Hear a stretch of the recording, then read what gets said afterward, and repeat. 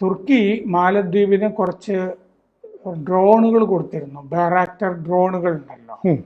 ഇപ്പോൾ ഒരു യുദ്ധക്കപ്പൽ കൂടി കൊടുക്കുന്നു മാലദ്വീപിന്.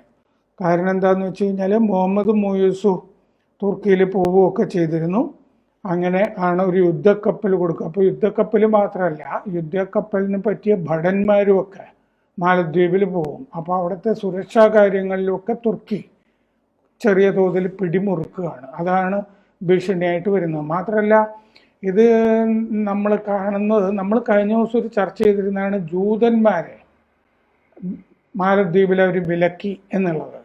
ഇപ്പോൾ ഈ വാർത്തയും കൂടി വരുമ്പോൾ എനിക്ക് തോന്നുന്നത് തുർക്കിയുടെ കൂടി ഇടപെടൽ ആ കാര്യത്തിൽ ഉണ്ടായിരുന്നിരിക്കാം എന്നുള്ളതാണ്. അപ്പോൾ അങ്ങനത്തെ കുറേ പ്രശ്നങ്ങൾ അതിൻ്റെ അകത്തുണ്ട്.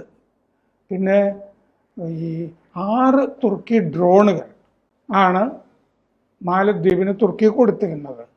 ആ ഡ്രോണുകൾ കൊണ്ട് ആകാശ സർവേ മാലദ്വീപ് നടത്തും എന്നാണ് പറയുന്നത്. എർദോഗൻ കൊടുത്തിരിക്കുന്ന യുദ്ധക്കപ്പൽ കുറച്ച് പഴയതാണ്. ആ യുദ്ധക്കപ്പല് ധോഗൻ ക്ലാസ് അതിൽപ്പെട്ടത്.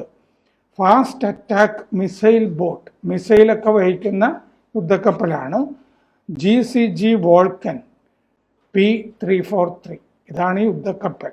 അത് കുറച്ച് പരിഷ്കരിച്ചിട്ടാണ് മാലദ്വീപിൻ്റെ നാഷണൽ ഡിഫൻസ് ഫോഴ്സ് MNDF-ന് കൊടുക്കുന്നത്. ജൂണിന് മുമ്പ് അത് കൈമാറും എന്ന് പറഞ്ഞിട്ടുണ്ട്. അപ്പോൾ എത്താൻ പോകുന്നതേ ഉള്ളൂ. കൂടുതൽ വാർത്തകളും വിശേഷങ്ങളും നിങ്ങളിലേക്ക് എത്താൻ ABC മലയാളം സബ്സ്ക്രൈബ് ചെയ്യുക, ബെൽ ബട്ടണും അമർത്തുക.